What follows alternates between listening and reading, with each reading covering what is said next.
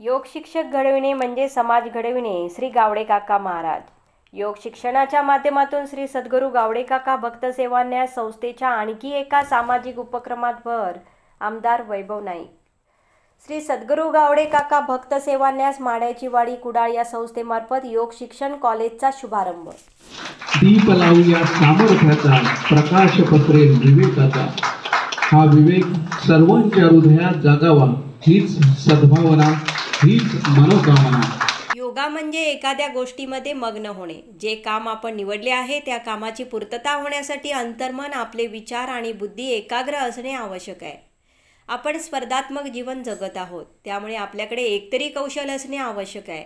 योग शिक्षक घडविणे म्हणजे समाज घडविणे आहे. योग शिक्षकाने योगाचे परिपूर्ण ज्ञान घेऊन ते इतरांना द्यावे. योग ही काळाची गरज आहे. ऑनलाईन पद्धतीने देखील हे शिक्षण दिले जाणार आहे.